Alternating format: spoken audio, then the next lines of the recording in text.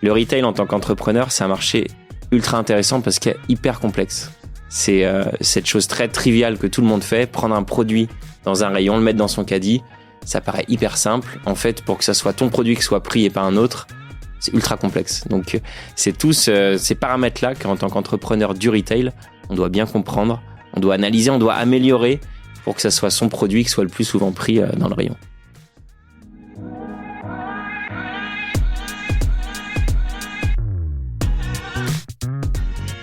Bonjour, bienvenue dans Le Panier, le premier podcast e-commerce. Mes invités cartonnent et me livrent leurs secrets de réussite et les problèmes qu'ils ont rencontrés pour qu'on puisse, ensemble, apprendre à vendre mieux et plus. Mon engagement ici est simple, avoir une conversation sans filtre et sans faux semblants, et à ce que vous repartiez inspiré des succès, mais également des échecs, de mes invités avec les bons outils et les bons réflexes. Je suis Laurent Kretz, cofondateur de Cosa Vostra, agence digitale qui fait des sites incroyables et des strates de communication et d'acquisition sur mesure. On travaille pour des grands groupes comme pour les startups, en France comme à l'international, que ce soit pour lancer un site, refondre un e-commerce, développer un SaaS sur mesure, poser une strate de contenu ou repenser un business model. Contactez-moi sur lepanier@cosavostra.com ou LinkedIn et je me ferai un plaisir de vous répondre. Bonne écoute!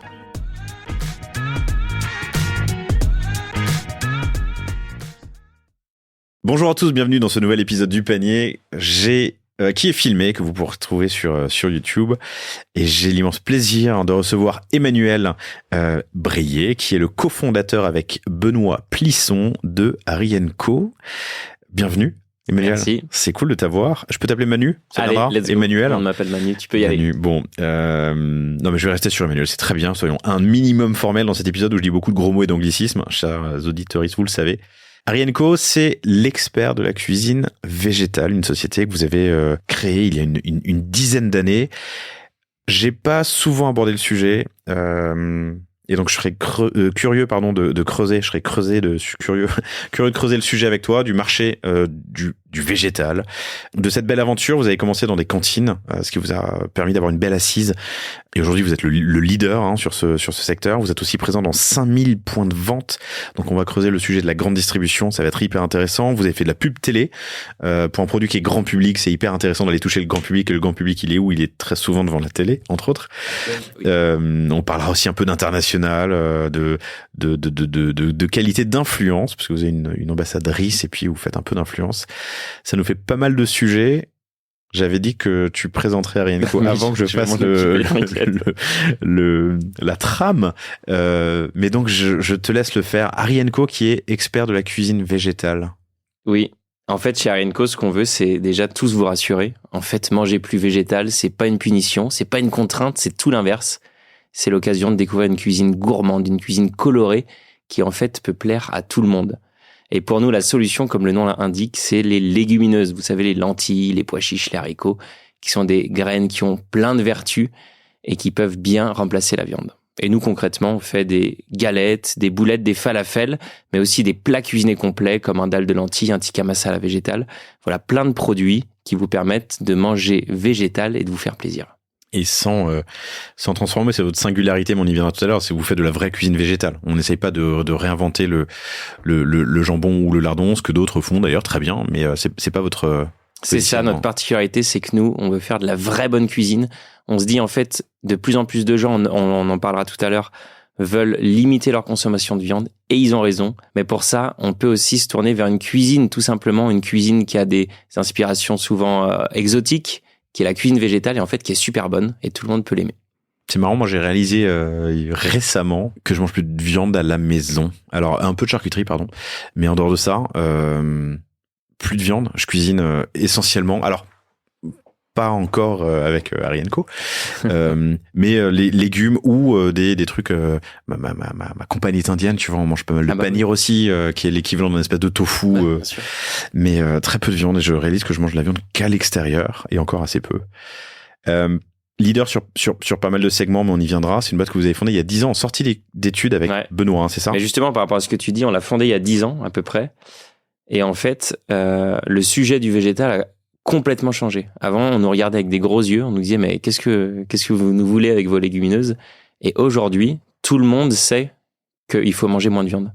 Et du coup, la consommation de produits végétariens a vachement augmenté. C'est un marché qui a explosé en grande surface. On le voit avec des rayons qui sont développés, mais aussi qui a explosé en restauration, notamment en restauration collective, où maintenant il y a de plus en plus de lois qui incitent à plus de cuisine végétale dans les cantines. Et donc, ton associé et toi, vous êtes copains d'école? C'est ça. Nous, c'est une aventure entrepreneuriale d'abord qu'on a commencé parce j'ai dit copains, je sais pas, vous étiez collègues d'école. Si, ouais, on est des très bons amis, on est plus que des amis maintenant, on est des frères, ouais. Avec toutes les aventures qu'on a vécues ensemble. Si tu veux, nous, on a un profil vraiment d'entrepreneur engagé. On s'est lancé dans l'entrepreneuriat, pas parce on rêvait d'être Bill Gates ou Steve Jobs, mais avant tout parce qu'on voulait avoir un impact positif sur le monde. C'est assez naïf, hein, mais on espère l'avoir eu à notre niveau. Et en fait, ce qu'on a fait, c'est que nous, dans notre école, on vient d'une école d'ingé agro. Donc, on nous parlait d'agriculture, d'alimentation, etc. On savait toute l'importance du végétal, tout ce qu'apportent aussi les légumineuses au niveau agronomique. Mais quand on allait au resto le midi, on avait principalement de la viande et du poisson. Et c'est là où on s'est dit, il y a quelque chose à faire. Amenons les légumineuses au cœur des assiettes. Ça va être notre mission. Une école agro, et les légumineuses sont le principal point d'entrée pour réinventer ce genre de plat. Enfin, sur le marché du végétal, pourquoi les légumineuses? Ouais, en fait, très bonne question. En fait, les légumineuses, pour les végétariens le savent un peu plus, c'est vraiment la plante qui apporte de la protéine, pour faire simple. Et une protéine qui se combine bien en plus avec la protéine des céréales pour faire une protéine complète. D'ailleurs, quand tu regardes un peu tous les plats végétariens traditionnels, tu as parlé de l'Inde, tu sais, le dal de lentilles, c'est un mélange riz-lentilles. Tous les plats traditionnels végétariens, tu as toujours un mélange céréales-légumineuses qui permet d'avoir cette protéine complète. Le riz est une céréale? Le riz est une céréale. Ok. La lentille est une légumineuse. Tu as l'exemple aussi dans le couscous, tu vois. Ouais. Tu as la semoule et le pois chiche. Donc, tu as toujours cette combinaison. Donc, c'est quelque chose d'assez ancestral qui est vachement, en fait, connu. Et c'est pour ça que la légumineuse est une super solution pour manger plus végétal. Et j'imagine, alors on viendra un peu plus tard sur votre outil industriel, mais faire de la transfo, c'est pas, ça s'improvise pas. Vous sortez d'école, qu'est-ce qui se passe? Comment vous commencez? En fait, nous, on a été, et je pense que ça a été une de nos grosses qualités au début avec Benoît, on a été très inconscients de ce qu'on faisait. Tu vois, on y allait sans trop se poser de questions. Ils ne savaient pas que c'était impossible, alors ils l'ont fait. Exactement. Mais tu vois, c'est vrai qu'on s'est retrouvés très vite en sortie d'école à monter des lignes de production pour commencer à produire nos falafels. Enfin, tu vois, d'avoir un truc tout de suite très industriel. On venait quand même du monde de l'ingénierie agro, donc on savait à peu près faire. Et en plus, j'imagine que tu as un petit réseau en sortant de... Ouais, on a un petit réseau. On sort pas d'HEC non plus, mais oui, il y a un réseau dans le secteur agroalimentaire qui nous a permis de rencontrer les bonnes personnes au bon moment, au démarrage, bien sûr.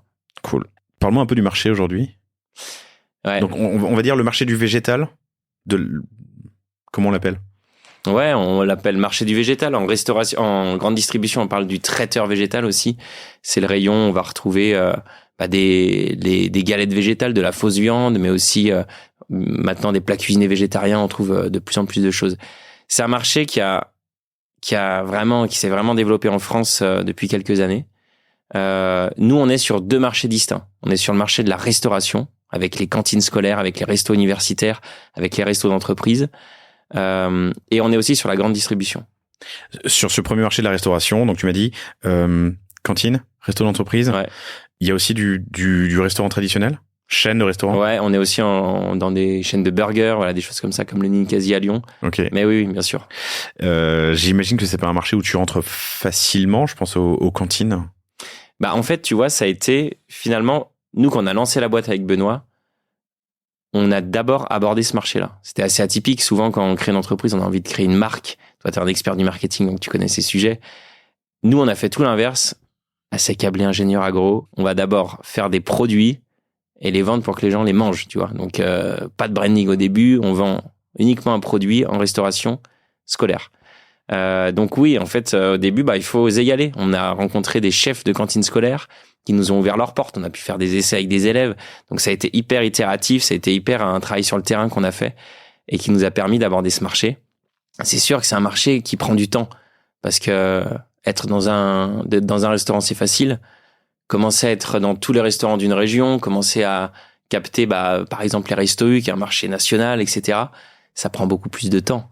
Mais il faut commencer à l'aborder avec son bâton de pèlerin et aller voir les chefs. C'est une organisation nationale ? Les Restos U. Les Restos U, ouais, tout à fait. Donc il y a un centre d'achat, central d'achat des Restos U français. C'est un marché extraordinaire, les Restos U. Nous, on y est depuis des années. Ça a été un de nos marchés fondateurs. Hyper intéressant, le Resto U, dans l'histoire du végétal aussi, parce qu'ils ont été à l'avant-garde un petit peu du végétal, parce qu'il y avait des étudiants qui militaient pour qu'il y ait plus de solutions végétales en restauration universitaire. Il y a eu une loi qui est passée, non? Ouais, après, il y a eu une loi qui est passée en 2019, pareil, qui a vachement accéléré notre marque Ariane Co, puisque c'est la loi Egalim qui incite à plus de végétal en restauration. Egalim, ouais. Et ça veut dire quoi? Je sais pas. Ok, on va chercher. À la colle. Ouais, loi Egalim qui incite à qu'il y ait plus de végétal en restauration. Mais pour te dire, nous, quand on arrivait au début en cantine scolaire, personne n'avait entendu parler du végétal. Les chefs, ils nous regardaient avec des gros yeux. Ils savaient pas vraiment ce qu'on proposait. Aujourd'hui, avec la loi Egalim, la loi Egalim, c'est elle force à avoir une partie des repas, c'est ça? Ouais, entre autres, la loi Egalim, c'est une loi très large, mais entre autres, elle incite à ce qu'il y ait plus de repas végétaux. Elle ne force pas, elle incite. Elle ne force pas encore assez. États généraux de l'alimentation. Egalim. Egalim, c'est plus sympa que États généraux de l'alimentation. Mais donc, tu parlais des Restos U. Donc, fer de lance d'une cuisine plus diversifiée avec plus de végétaux. Ouais. Mais c'est pas par ça que vous commencez. C'est pas par ça qu'on commence. C'est pas la restauration collective scolaire, mais pas la restauration scolaire. Ok. Pourquoi? Parce qu'en restauration scolaire, le chef d'un restaurant scolaire dans certains établissements a le choix d'acheter des produits qu'il choisit lui-même, sans passer par des marchés nationaux, etc. Et nous, en fait, on a tout simplement rencontré des chefs et on leur a dit, essaye nos produits. Ils commencent à les goûter dans sa cantine. Il se dit, c'est pas mal. Et du coup, il commence à les faire goûter à ses convives. Et c'est de fil en aiguille comme ça qu'on a pénétré de plus en plus de restaurants et qu'on a commencé à se développer sur ce marché. Chaque restaurant scolaire a un chef? Ouais, bien sûr, ouais. Faut bien quelqu'un cuisine. Ouais. Alors vraiment, je le découvre avec toi et je me suis pas posé la question depuis 30 ans, depuis que j'ouvrais mes plats qu'on nous servait à nos tables quand j'étais gamin. Mais j'aurais imaginé qu'il y avait quand même une organisation régionale, communale, j'en sais rien. Mais donc il y a un chef. Il y a aussi du hors marché. Les chefs ont le droit sur une petite partie de leurs appros d'acheter un petit peu ce qu'ils veulent. Okay. C'est ce qui donne aussi la richesse d'une cantine, quoi, d'avoir. Donc vous allez voir des chefs, vous leur faites tester les produits. C'est ça. Et ils les intègrent. Exactement. Ok. C'est intéressant parce que dans le panier, vous le savez, chers auditeurs, on se pose souvent la question du B2B, du B2C et par quoi commencer. Le B2B, dans le produit, c'est assez intéressant parce qu'on a souvent des paniers d'achat plus importants, ce qui permet d'avoir une certaine assise financière pour ensuite lancer sur le B2C qui est plus consommateur de cash en termes de notoriété et d'acquise pour des volumes ensuite plus importants. Et donc vous choisissez de commencer par les... T'as très bien résumé. Nous, ça a été une de nos forces aussi, d'avoir cette assise de la restauration qu'on a fait tourner pendant plusieurs années, qui marche encore super bien, qui est encore vraiment en croissance. Alors ça nous a permis... J'ai vu que vous étiez leader sur ce secteur. Ouais, sur certaines catégories de produits, exactement, on est leader, ouais, tout à fait. Restauration collective notamment et végétale, ouais. Ok, je t'ai coupé. Donc vous avez fait le choix de commencer par... On a fait ce choix-là, exact, qui nous a permis d'avoir une assise forte, mais aussi qui nous a permis d'améliorer nos produits, en fait. Parce que c'est une approche hyper itérative où on peut se permettre de tester, d'améliorer le produit, de reproposer un produit meilleur la session d'après, etc. Et du coup, quand on est arrivé en grande distribution, ce qui s'est fait en 2020, quand on s'est lancé en grande distribution... 6 ans après le lancement. 6 ans après le lancement, on était sur nos produits, on avait eu le temps de développer une marque, d'avoir tout un processus qui fonctionne bien pour la grande distribution. Pourquoi ? Parce que la grande distribution, il y a beaucoup moins le droit à l'erreur. Si ton produit n'est pas bon en rayon, c'est déjà dur de rentrer. Mais si ton produit n'est pas bon et ne marche pas, on est vite sorti. Ok.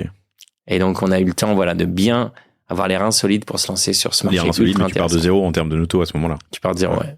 Restons sur la restauration scolaire, c'est intéressant. Avant qu'on en parle, j'aurais imaginé que tu avais des process assez longs, des tunnels de vente, tu vois, pour aller parler. Alors, Resto U, j'imagine, parce que tu as quand même une organisation nationale. Mais même en local ou en régional, j'aurais imaginé que c'était des tunnels assez longs. Ouais, non, en fait, si tu veux, les tunnels vraiment pour entrer dans un restaurant, c'est hyper court. Si tu t'entends bien, si tu tapes dans la main avec le chef, tu peux le vendre, mais c'est pas très intéressant d'entrer dans un restaurant. Ça te fait pas ton business. Ça te fait un test, ça te fait un marché test, tu peux essayer tes produits. Mais oui, t'as raison. En fait, les tunnels de vente pour rentrer à haut niveau en restauration sont très longs.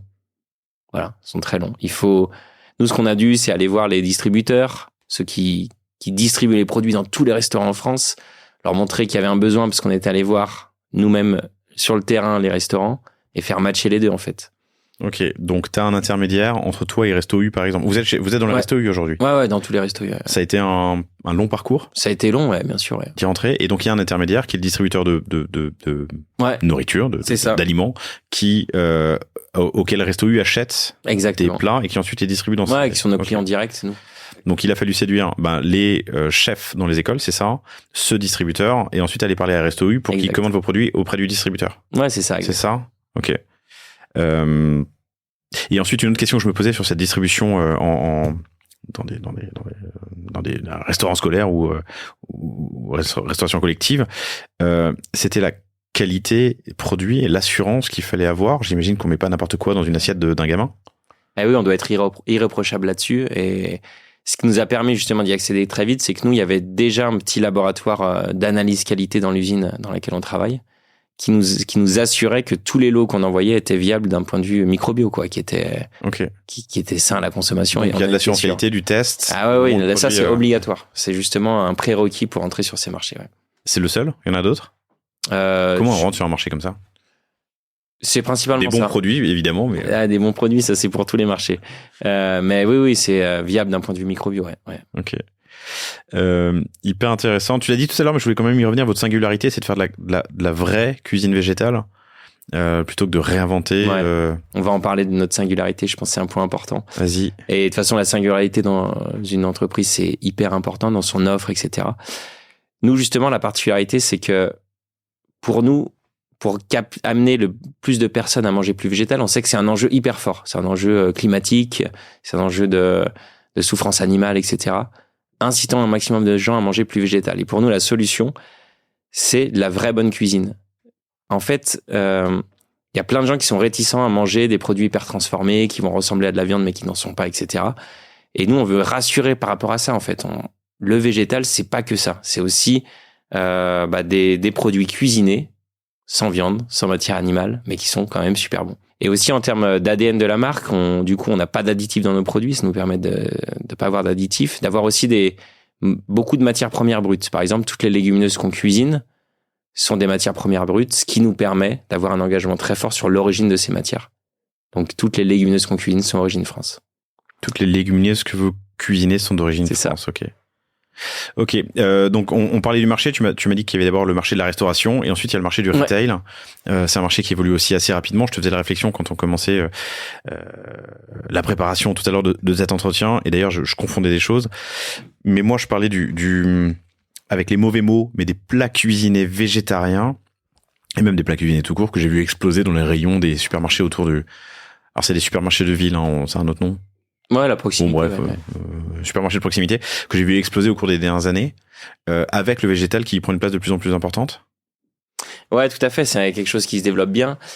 Ce que les personnes recherchent sur cette catégorie, c'est la praticité. C'est avoir un plat cuisiné facile à manger. On ouvre la barquette, on a tout de suite quelque chose de bon et on se fait plaisir.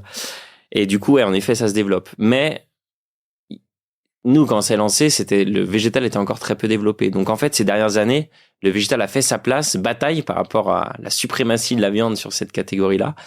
Et du coup, on est plusieurs acteurs à avoir fait de plus en plus de l'espace et à avoir fait grossir la catégorie. Donc c'est un marché aussi c'est ce qu'on disait un petit peu en préparation. Le retail en tant qu'entrepreneur, c'est un marché ultra intéressant parce qu'il est hyper complexe. C'est cette chose très triviale que tout le monde fait, prendre un produit dans un rayon, le mettre dans son caddie, ça paraît hyper simple. En fait, pour que ça soit ton produit qui soit pris et pas un autre, c'est ultra complexe. Donc, c'est tous ces paramètres-là qu'en tant qu'entrepreneur du retail, on doit bien comprendre, on doit analyser, on doit améliorer pour que ça soit son produit qui soit le plus souvent pris dans le rayon. Aujourd'hui, rentrons dans ce sujet-là. Il venait un peu plus tard, mais on y est, donc allons-y. Vous êtes présent dans 5000 points de vente. Ouais. J'ai noté quelques enseignes, mais Carrefour, Auchan, Monoprix, Franprix et Naturalia, entre autres.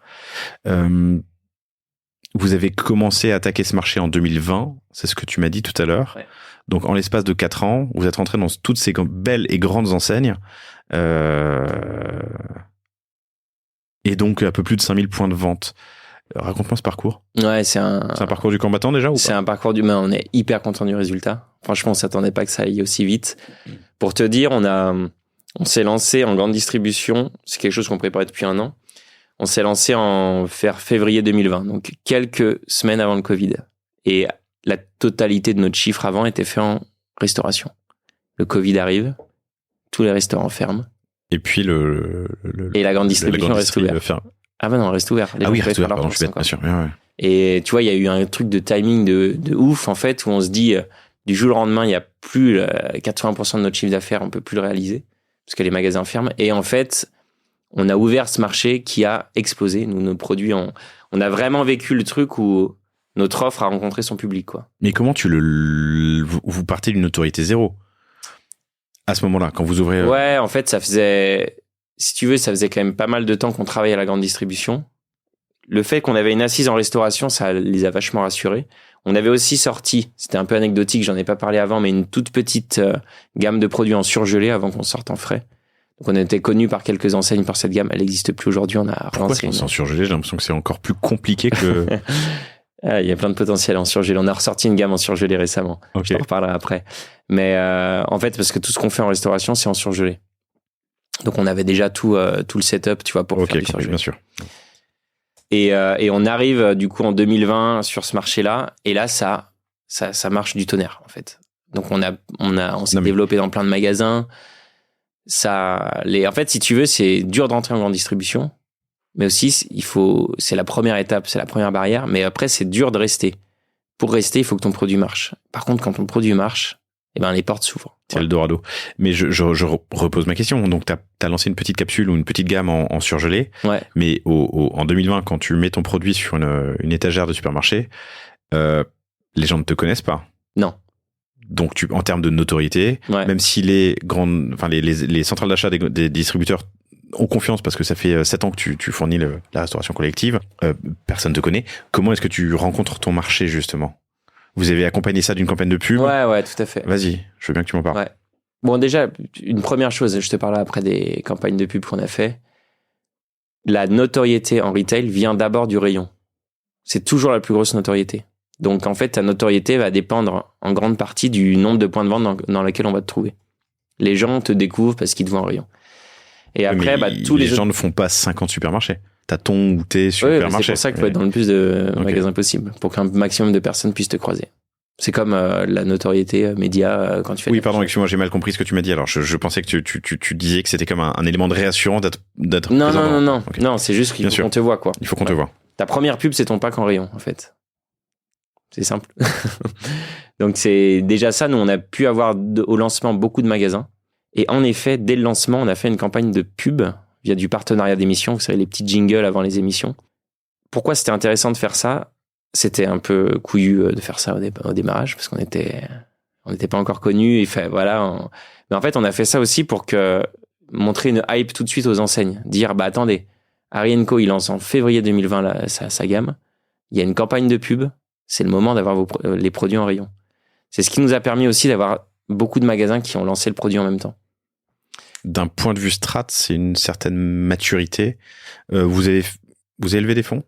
Ouais, on a levé des fonds. Vous étiez accompagné à ce moment-là? Parce que c'est malin. Donc, tu te lances Bon, il y a le Covid et je pense qu'on parle d'autre chose. Et ça, vous pouvez pas le deviner. Mais en gros, tu as prévu des partenariats d'émissions, on y viendra tout à l'heure, au même moment que d'être présent dans X. Mais même, en fait, si tu veux, on les a prévus bien avant. Et quand on allait voir les enseignes pour leur dire référencier nos produits, le premier argument, c'était il y a une campagne de pub qui se lance en février.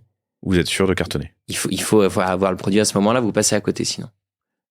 Tu m'as dit un truc tout à l'heure, je voulais le noter, mais dans le retail, c'est retail is detail. Alors ça, tu me l'avais pas encore dit, mais je me l'étais déjà noté parce qu'on l'a eu en préparant, mais retail is detail, tu m'as dit autre chose. Mais en gros, et je le dis souvent dans les épisodes, en retail, il faut aligner les intérêts. L'objectif commun partagé par l'acheteur et toi, c'est que ça se vende. Si ça se vend, tu restes. Si ça se vend pas, tu pars. Donc, tu les convaincs en leur disant, il y a une super campagne de promo qui arrive du partenariat d'émission, référencez-moi, ça va cartonner. Ça, c'est le premier point. Le deuxième point, tu m'as dit, pour être la première source de notoriété en retail, c'est ton produit sur l'étagère. Ouais. Donc, j'imagine que là aussi, il y a des gros efforts qui sont faits sur le packaging pour sortir du lot. Ouais, on le fait un peu à l'instinct. Je veux dire, on n'a pas fait d'études là-dessus, mais oui. Il y a pas que ça. Il faut avoir un beau pack. Il faut que il faut que ton produit soit bien placé aussi. Bien placé en rayon, c'est-à-dire dans le bon rayon, au bon niveau, etc. C'est ça qui va aussi amener de la notoriété via le rayon. Et c'est tout la difficulté du retail, c'est que ta place en rayon, elle va bouger en fonction du commercial du concurrent qui va replacer son produit, donc redescendre le tien, etc. Donc il y a tout un enjeu de terrain en fait, qui est très compliqué au début pour des petites boîtes parce qu'on n'a pas les moyens d'avoir. Comment tu vas poser tes produits dans 5000 points de vente? En fait, il y a 2 types de grande distribution en France. Tu as une grande distribution qu'on appelle intégrée, qui est très descendante. Des enseignes comme Carrefour, par exemple. On se met d'accord avec l'acheteur, avec le catégorie manager. On sait que les produits vont être dans tel rayon, à tel endroit, dans tant de magasins. Donc, c'est une grande distribution qui est plus facile à aborder pour des petits acteurs dans un premier temps. Tu fais une négo, tu pousses tes produits à un entrepôt et ensuite. En fait, ouais. Et alors, il faut quand même du terrain parce que pour que le produit soit pas en bas mais un peu plus haut, enfin, il y a toujours des enjeux de terrain, même sur ces enseignes-là. Mais ça fait partie de ta négo, ça? Ouais, ça fait partie de la négo. Tel rayon et 3e étage. Pas si simple, en partie. En fait, en négo, on parle beaucoup de prix en réalité. Mais donc, ça veut dire que dans les principaux points de vente, parce que j'imagine que t'as pas ça, tu vas pas dans les 5000, dans les principaux points de vente, t'as quand même des équipes terrain qui vont vérifier, replacer les produits. Bien sûr. De plus en plus, on agrandit beaucoup l'équipe commerciale, ouais. Okay.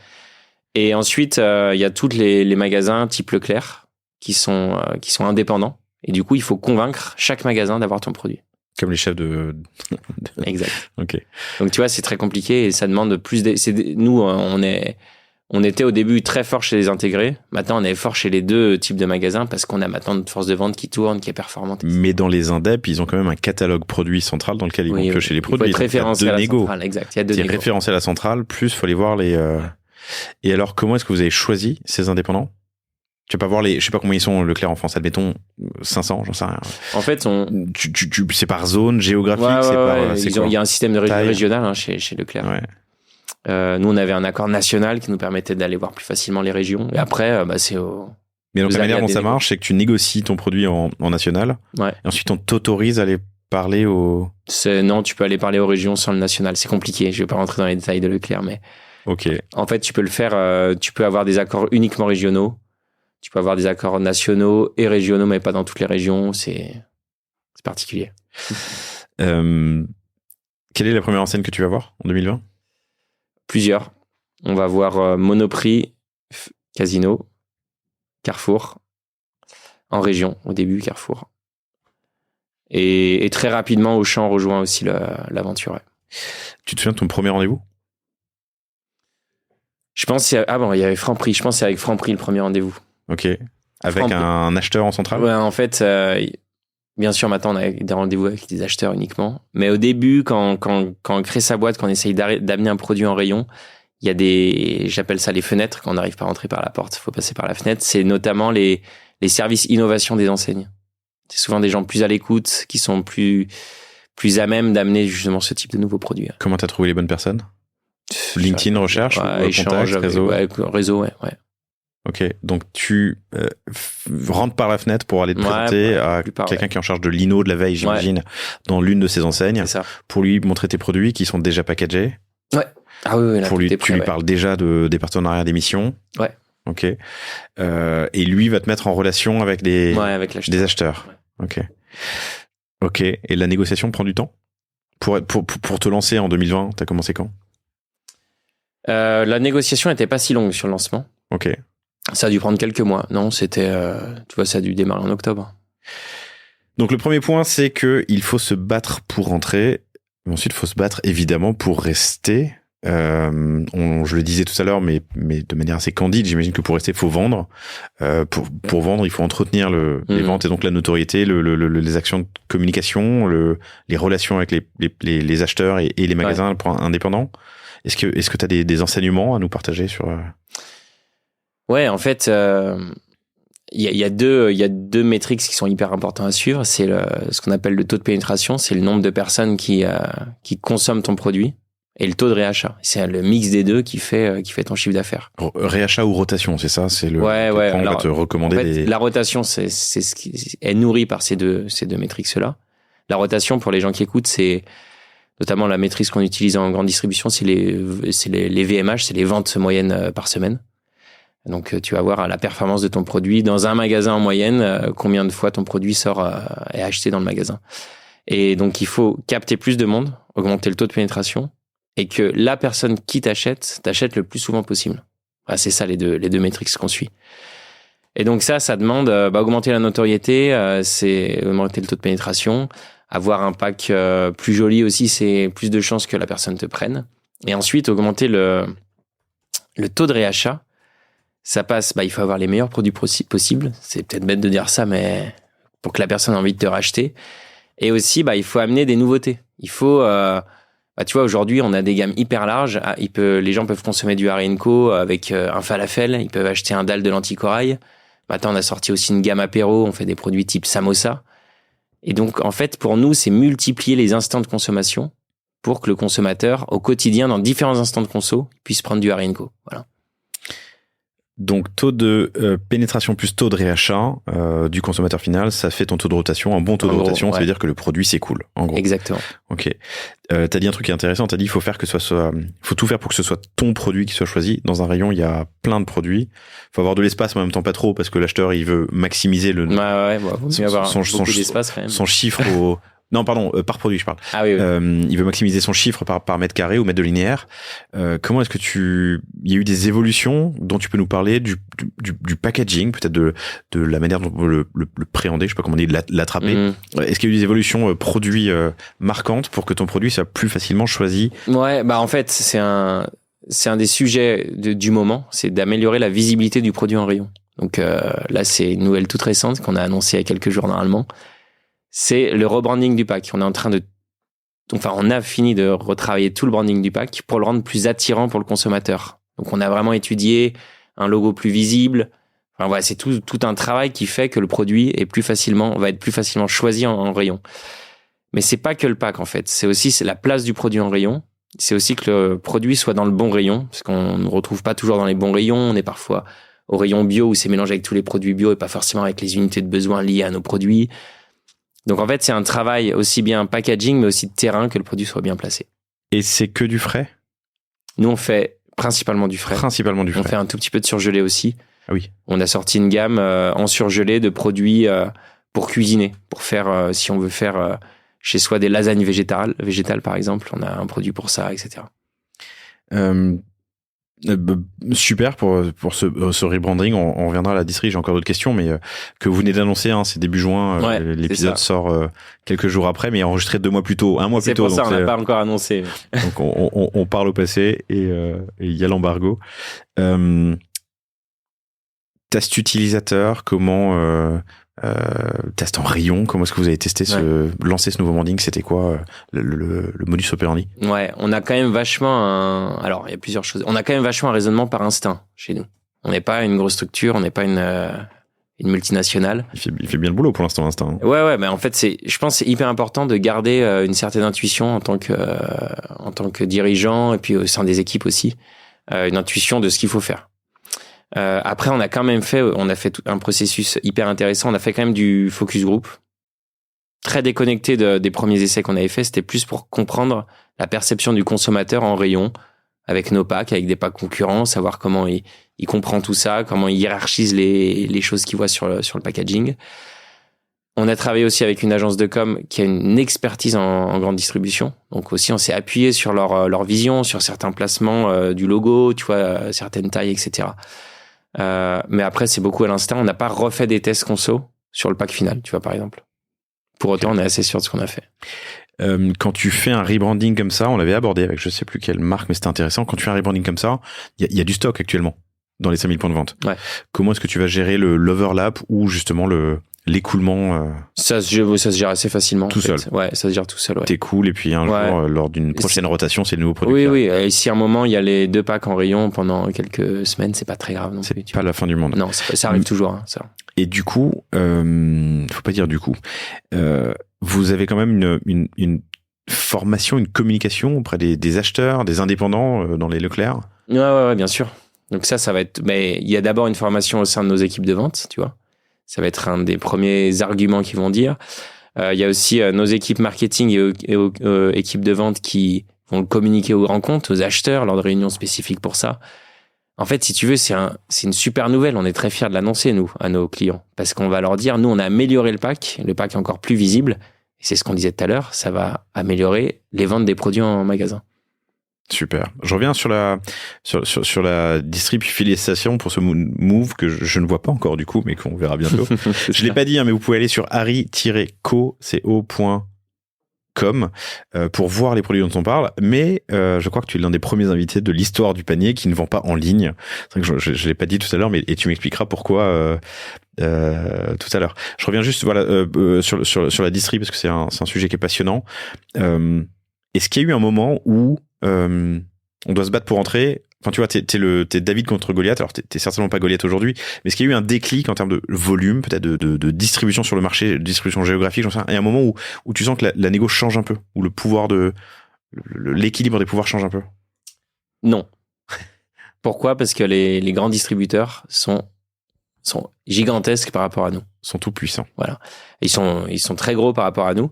Il y a des combats entre la grande distribution et les multinationales, ça c'est sûr, parce qu'ils ont à peu près la même taille, même parfois certaines multinationales sont plus grosses. Chez Kellogg's, c'est un peu différent, j'imagine, quand t'es au Mais alors, nous, c'est vraiment pas le cas. Et du coup, nous, c'est un combat constant. Et nous, on veut aussi faire comprendre aux grands distributeurs, lors des négos, qui sont toujours des négos durs, ils sont formés pour ça, les distributeurs, etc., tous les ans. Nous, notre objectif, c'est de les faire comprendre, mais nous, on n'est pas Kellogg's. On n'est pas Nestlé. Nous, si vous voulez qu'on continue à tendre la main vers les agriculteurs pour travailler avec eux, si vous voulez, parce qu'ils sont en recherche de ça aussi, les grands distributeurs.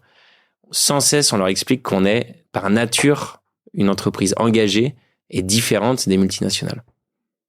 Et on n'a pas du tout atteint la taille des Nestlé, quoi. Tu vois ce que mais t'as quand même senti qu'il y a une évolution? Moi, je trouve que c'est plutôt l'inverse.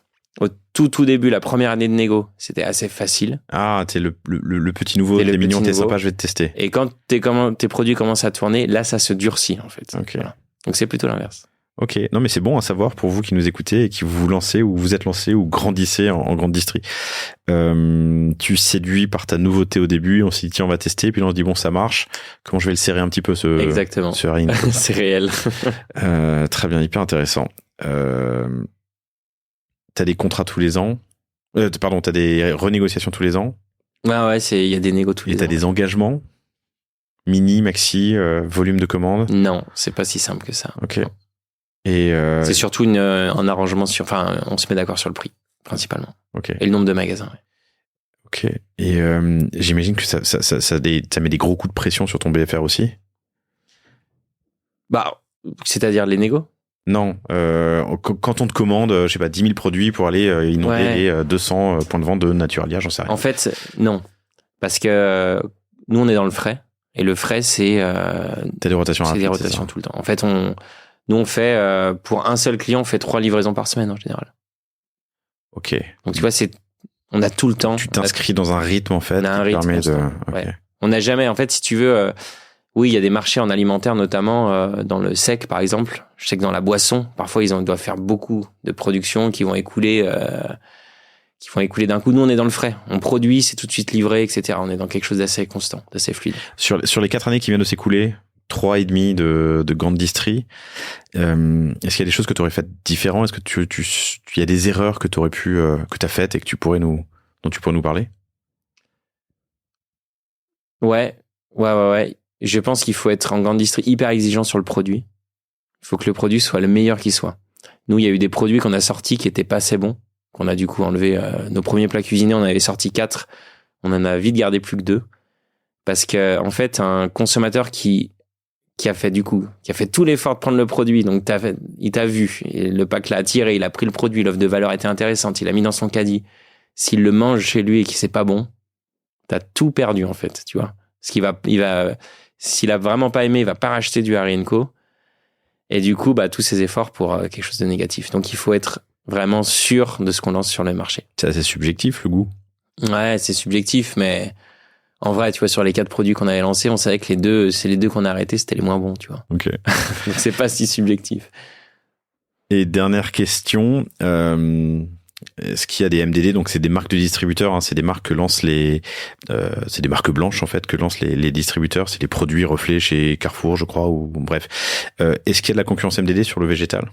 Très peu. C'est un marché qui est encore très peu pénétré par la MDD. C'est un marché récent. Et non, on n'est pas inquiet par ça aujourd'hui. Pas aujourd'hui. Bah, on sait que ça peut se développer un problème demain. de riche. Oui, ça peut se développer demain. Déjà, faisons grossir la catégorie. En fait, le marché du végétal en grande distrie, c'est particulier parce que il est tout petit par rapport à ce qu'il pourrait être. On sait que, bah, tu vois, nous, on est aussi en Italie, par ailleurs. En Italie, c'est un plus petit pays que la France en termes de nombre d'habitants. C'est 50% plus gros, le marché du végétal. En fait, on est assez en retard en Europe en végétal en grande distribution. Donc, développons la catégorie, augmentons du coup le taux de pénétration et tout le monde se portera mieux. Ouais. Ok. Tu l'as dit tout à l'heure, vous avez lancé des surgelés dans le passé, vous le faites toujours aujourd'hui. Tu m'as parlé, mais très brièvement, ton outil de production. Vous avez un outil industriel en propre. Ouais. Donc en fait, vous achetez des légumineuses auprès des agriculteurs que vous appelez les agriculteurs, c'est ça? Ouais. Et vous transformez, packagez, shippez tous les produits. C'est ça. Ouais, on a un modèle hyper intégré en fait, un modèle intégré déjà sur l'industrie. Donc en fait, on a investi nous dans toutes nos lignes de prod. Qui sont chez un industriel drômois, donc on est vraiment maître de toute la partie industrielle, et on est surtout très engagé sur le sourcing. Ça, c'est vraiment une particularité d'Ariane Co. Encore une fois, on est une entreprise engagée. C'était hyper important pour nous de montrer que le végétal, ça se fait pas au détriment des agriculteurs, mais pas du tout. Ça se fait avec eux. Et du coup, toutes les légumineuses qu'on cuisine sont Origine France, je te l'ai déjà dit, mais aussi, on a une grande partie de ces légumineuses-là qui sont produites par des agriculteurs avec qui on travaille en direct autour de l'usine. Donc c'est hyper intéressant en fait, ça donne aussi une culture agricole à l'entreprise, tu vois, ça ramène une proximité entre vraiment les gens qui produisent la matière première et ceux qui la transforment. Donc ça nous semble super intéressant, ouais. Et tu connais ta capacité de prod, j'imagine, t'en es où aujourd'hui? Aujourd'hui, on l'a pas du tout saturé, ouais. Non, on peut encore y aller, ouais. Sur cette usine-là? Ouais. Ok. T'aurais pu partir sur un schéma où tu achetais des produits transformés, ouais. mais validés, sur lesquels tu mets ton logo? Ouais, c'est ce que font beaucoup d'ailleurs en Alim. En fait, ce qui est super intéressant quand tu maîtrises vraiment ton outil de prod, c'est que tu peux vraiment faire les produits que tu veux. T'es beaucoup moins tributaire des installations de ton sous-traitant. Et aussi, ça te permet de sans cesse améliorer en fait ce que tu fais. T'as beaucoup plus de souplesse en fait. Tu peux améliorer, t'as beaucoup plus d'impact sur ta production, quoi. Après, au démarrage, moi, je comprends que certains fassent ce choix parce que tu vas beaucoup plus vite, quoi. On a parlé des deux grands circuits de distri, donc la restauration, avec entre autres la restauration scolaire, la restauration universitaire, la restauration collective d'entreprise. On a parlé du retail. Vous avez largement les chiffres qu'on peut donner, c'est ça, dépasser les... Ouais, on a dépassé les 10 millions là, depuis. On a bien dépassé les 10 millions. Bien dépassé les 10 millions d'euros de chiffre d'affaires, donc plutôt... C'est une étape importante, je trouve, dans l'histoire d'une boîte, ouais. Donc on en est fiers. Je suis d'accord qu'il y a un peu un stamp, tu vois. Ça, c'est fait. Vous êtes plutôt dans la pente qui vous amène à la dizaine suivante. C'est ça. Et du coup, pourquoi pas d'e-com? Maintenant que vous avez la notoriété parce que vous êtes présent dans 5000 points de vente, que vous sponsorisez des émissions, on en parlera, mais pas d'e-com. Ouais. En fait, est-ce que tu achètes des produits frais en e-commerce, toi?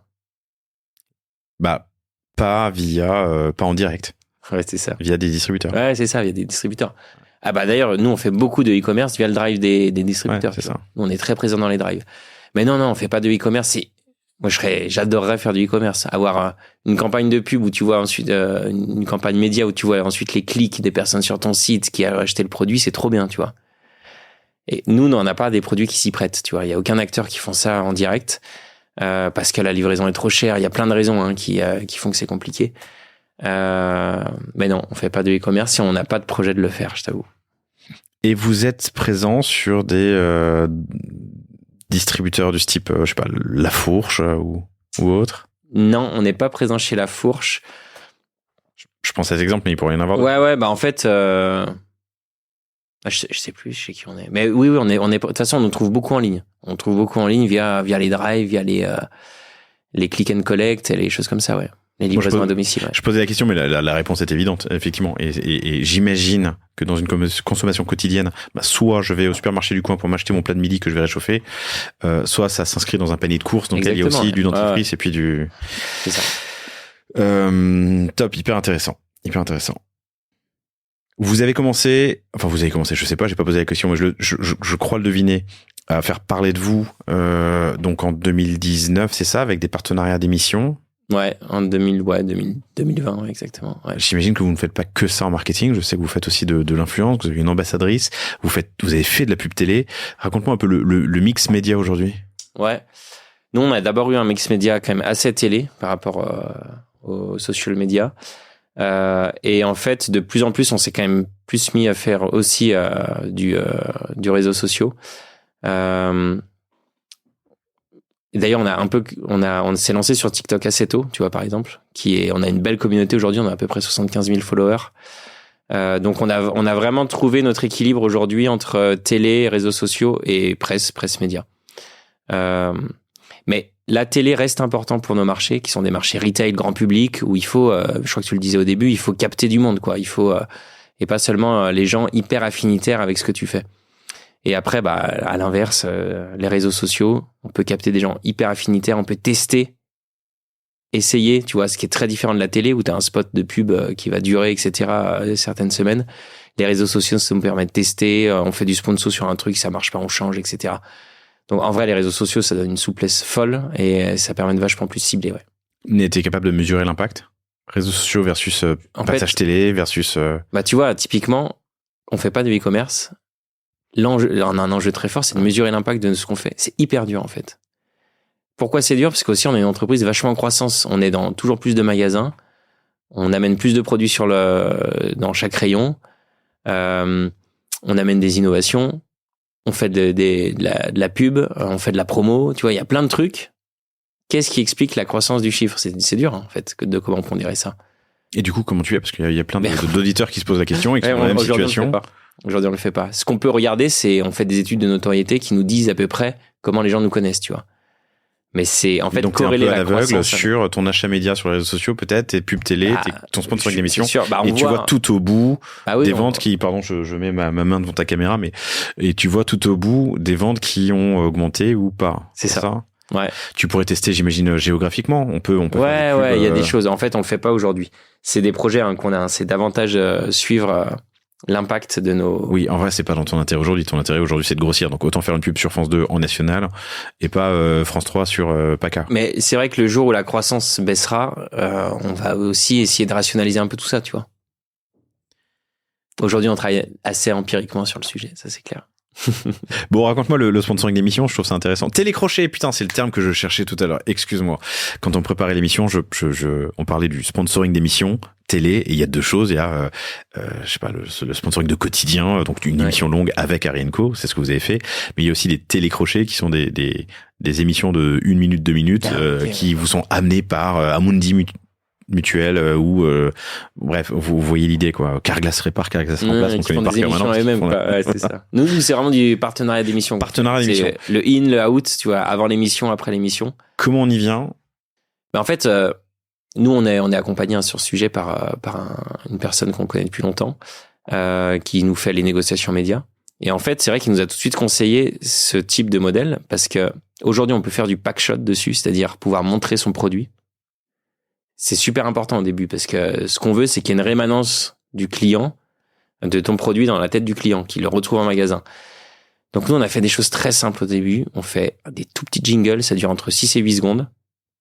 Du pack shot, un message très simple pour juste augmenter la notoriété de ta marque.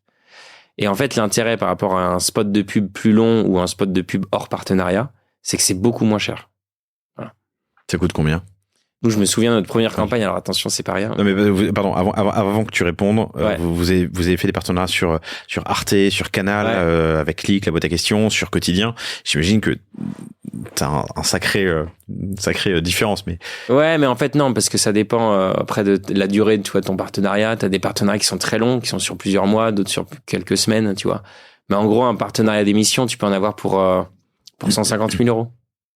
Pour combien de temps ? Ça, je saurais pas te dire. En vrai, j'ai plus les chiffres en tête, mais. Et ça va être une année, une saison ? Non, c'est moins. C'est 2 mois, tu vois. 150 000 pour 2 mois sur une quotidienne, par exemple ? Voilà, exactement. Ok. Donc c'est, en fait, pour de la télé, attention, c'est pas très cher. Non, bien sûr. Je sais pas, toi, ce que t'en penses de ce chiffre-là, mais. Déjà, je le connais pas parce que c'est la première fois que j'entends. Mais oui, pour de la pub télé, enfin, tu vois, les invités du panier qui sont passés ici et avec qui on en a parlé, super épisode que je vous recommande d'ailleurs avec Wopilo, où on fait dans le catch-up un beau passage sur le sujet et la manière dont il arrive à traquer la noto et les ventes associées. Hyper intéressant. Et d'ailleurs, l'enseignement, c'est que c'est des ventes stackées, quoi. C'est des ventes en plus, et tu rajoutes de la noto. Et donc, des ventes, t'as un pic lors de la campagne, mais quand tu redescends après le pic, t'es toujours un peu au-dessus de là où t'étais. Oui, il y a de la rémanence dans ton truc. C'est comme pour la promo pour nous. Donc non, ce chiffre, il ne me dit rien. Et les quelques invités qui sont venus, c'était plutôt genre, il y avait de la place sur, je sais pas, BFM l'été, et j'ai acheté en last minute des spots. Le last minute marche très bien pour les partenaires d'émission. Mais donc c'est quand même un budget qui est pas neutre, surtout quand t'es pas capable de le traquer. Donc t'as au début, t'as sauté à pieds joints sans clairement. Sans connaître la température de l'eau. En fait, t'es un petit peu obligé. En fait, en retail, t'es un petit peu obligé de te lancer, quoi.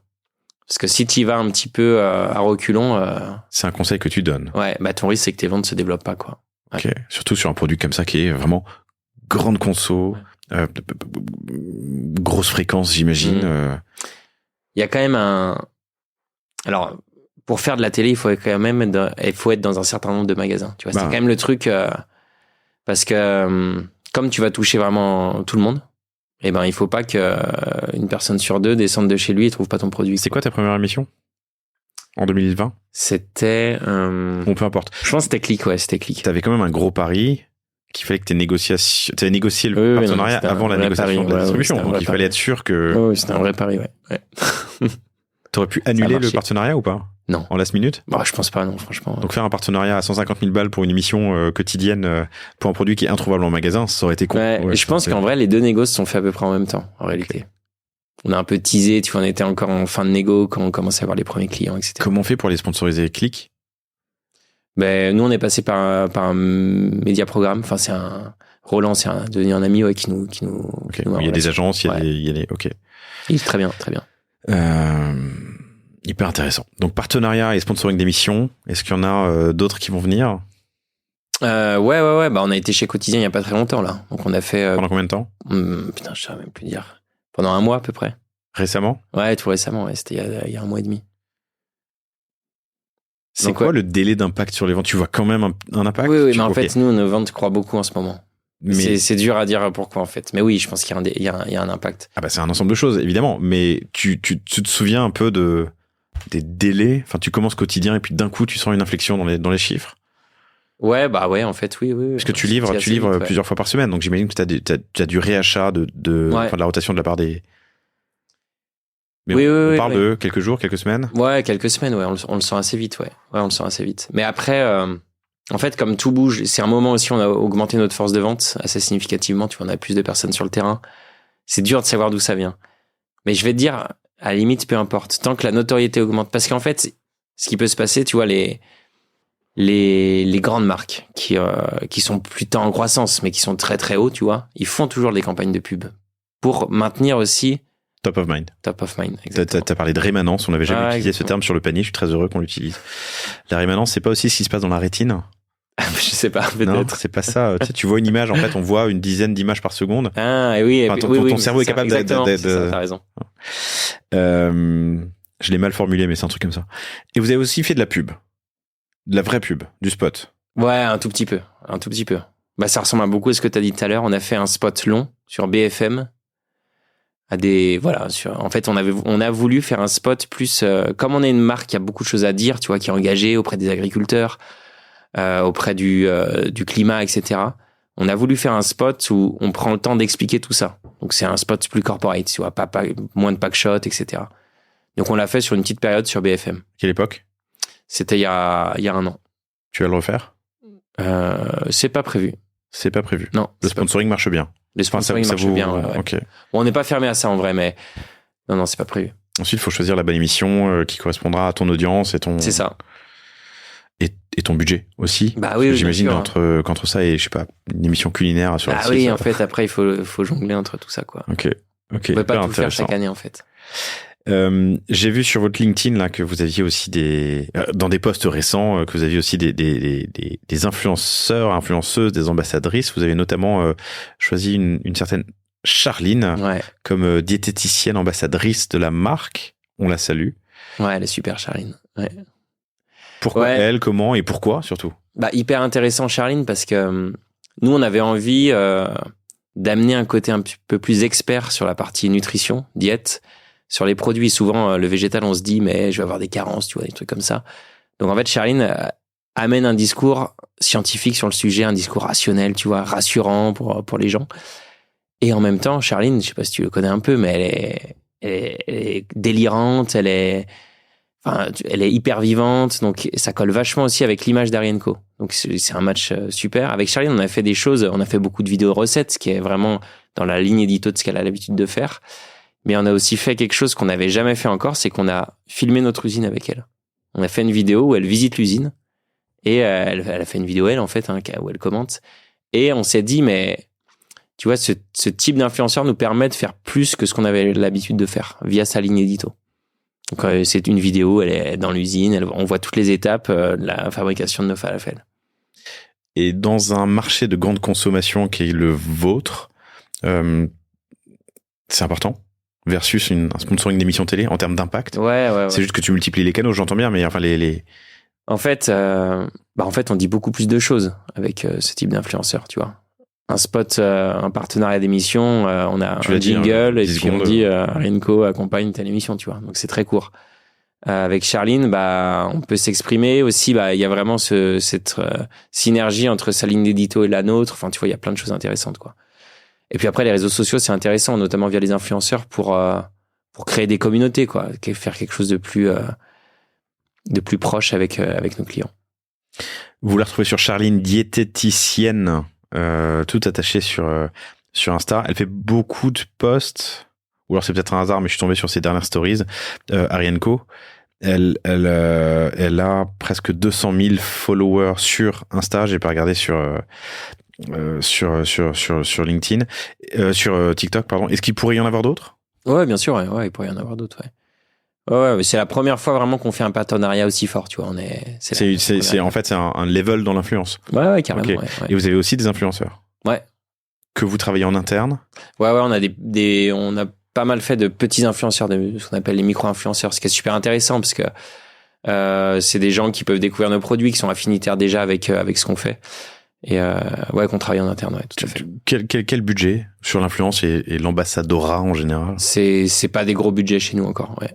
Okay. C'est pas des gros budgets. En fait, si tu veux, c'est un peu la première année qu'on fait ça, donc on teste avant de faire grossir. Ouais. Ok.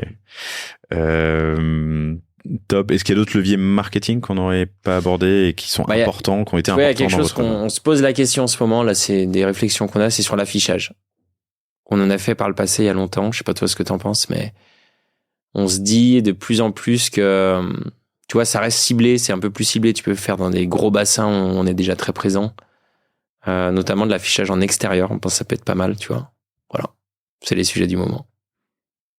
Je vois assez peu parce qu'il n'y en a pas beaucoup à Paris, je vois plus en région et j'imagine que... Et d'ailleurs, quel est le poids de des métropoles, enfin de l'urbain versus du non-urbain? Ouais, l'urbain c'est toujours des gros bassins de consommation de toute façon. Donc, mais on est présent partout nous, hein, franchement. Tu vois, on est très présent chez Intermarché qui sont plutôt dans le périurbain rural, quoi. Ok. Non, sur l'affichage, je pas d'opinion, c'est quand même assez pratique. Et je pense qu'en last minute, tu as aussi des super deals pour aller toucher. Nous, ce qu'on avait fait par le passé, c'était du last minute. C'était intéressant. Ouais. Il y avait un invité qui m'avait raconté que en fait, il y a eu un trou à la RATP, enfin sur le réseau, c'est Claire Chanel, je vais pas dire de bêtises, mais dans le métro, et qui en gros avait eu des semaines gratuites. Parce qu'il y avait pas d'autres acheteurs ensuite. Ouais, il nous arrivait exactement la même chose. En affichage? En affichage, ouais. On avait fait de l'affichage, on a une semaine gratuite parce qu'il y a personne qui l'a. Parce qu'il y a personne derrière. Petit bonus. C'est cool, on a fait le tour de tout ce que je voulais aborder, je crois. Est-ce que, selon toi, il y a des sujets qu'on n'aurait pas abordés? Bah non, je pense qu'on a fait le tour, en tout cas. Bon, écoute, je te trouve... je me suis noté ça tout à l'heure, et du coup, je termine par ça, mais je te trouve très à l'aise. Hein. T'as été média traîné? Il y a longtemps, ouais. Mais j'ai l'habitude de faire des choses comme ça, mais... Non, mais c'est toi qui m'es à l'aise, surtout. Avec tes questions. C'est sympa, mais non, mais raconte-moi un peu ton média training. Pourquoi tu l'as fait, qui te l'a fait et je l'ai fait. En fait, je l'ai fait il y a longtemps. Au début de la boîte, ça devait être en... Pardon, excuse-moi. C'est peut-être pas clair pour tout le monde. C'est un sujet qui est en revanche sujet récurrent et courant dans nos métiers, nous, de médias. Moi, j'ai une casquette média, là. Média trainer, c'est de vous apprendre, de vous entraîner à parler en public, à parler derrière un micro, à parler devant une caméra, à parler court quand il faut un 30 secondes, à parler long quand il faut 1 heure, à faire des phrases courtes et impactantes, à faire des phrases longues et explicatives et pédagogues. Et ça s'apprend. Il y a des gens qui sont nés avec ça, d'autres non. Et donc ça s'apprend. Et évidemment, dans tous les leviers que vous allez activer pour faire croître votre boîte, prendre la parole, que ce soit pour une marque incarnée comme, je sais pas, Respire, Chanty, Feu, ou des marques même moins incarnées, il faut en parler. Et donc pour en parler, il faut en parler bien. Enfin, vaut mieux en parler bien. Et donc d'où le média training. Excuse-moi. Donc pourquoi, qui, comment et quel impact? Ouais, c'était en 2017, il me semble. On commençait à faire des prises de position, des prises de parole en médias. Et c'était notre agence RP qui nous avait conseillé de le faire. Je l'ai fait avec un journaliste BFM. C'était 2 demi-journées, c'était assez court. Mais moi, il y a eu un avant, un après. Alors, tu vois, je trouve que j'ai compris des trucs en médias, comment s'exprimer. Je trouve le podcast, c'est un format différent, tu vois. C'est cool. C'est un format où on parle plus, tu vois, on est moins drivé par des trucs hyper précis, tu vois. Mais pour des interviews télé ou même journalistes, tu vois, je trouve que ça aide énormément d'avoir des petits tips très clairs. Tu vois, un tip, c'est que je pourrais donner en média training. L'objectif d'une prise de parole, notamment, tu vois, si tu fais une interview télé, c'est que tu as des messages à faire passer, en fait. C'est pas juste pour faire plaisir aux journalistes, tu vois. Donc, en fait, tu as quand même des choses à dire. Moi, j'ai l'image comme quand tu joues aux cartes, tu vois, j'ai des cartes dans ma main. C'est des sujets que je vais aborder, que je sais très bien aborder en plus. Je sais très bien comment le dire, les mots à utiliser, etc. Donc, je suis très à l'aise là-dessus. Et mon objectif, ça va être de jouer des cartes pendant l'interview. Le but, c'est pas de jouer toute sa main, tu vois, parce que sinon, c'est un peu relou. Donc, c'est-à-dire, il faut, dans la question que va te poser le journaliste, c'est anticiper comment tu vas pouvoir jouer une carte. Faut pas faire de la langue de bois, faut pas répondre complètement à côté, mais faut, tu vois, amener quand même sur les sujets qui t'intéressent. Et quand t'as ça en tête, c'est dur de se faire piéger en interview parce que tu vas pas répondre à un sujet polémique qu'on va te lancer, c'est pas ton sujet, tu vois. Donc, tu l'esquives et puis tu joues ta carte. Ça te parle tout ça? Ouais, j'ai laissé un blanc volontairement. C'est intéressant parce qu'au début de cet enregistrement, je te trouvais justement assez concis dans tes réponses. Vraiment, maintenant que tu m'en parles, je le vois. Tu avais ta carte, tu l'as jouée, tu l'as posée, bim, tu avais fini ta phrase. C'est intéressant.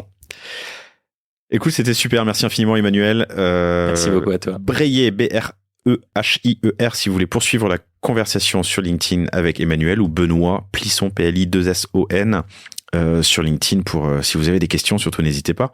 Et évidemment, allez faire un tour, du coup pas sur le site, mais dans une grande surface, petite surface, moyenne surface, près de chez vous pour découvrir les produits. Rayon frais. Harry & Co. Le nom ne change pas avec le reboot. Non, il ne change pas, bien sûr. Évidemment.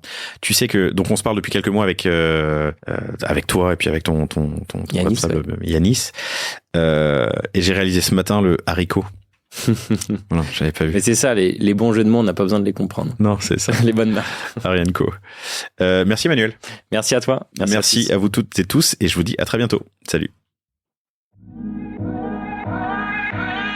Merci d'avoir écouté cet épisode du panier jusqu'au bout. J'espère qu'il vous a plu. Si c'est le cas, abonnez-vous pour ne rater aucun épisode. Parlez-en autour de vous et surtout laissez-moi une note et un commentaire 5 étoiles sur Apple Podcast.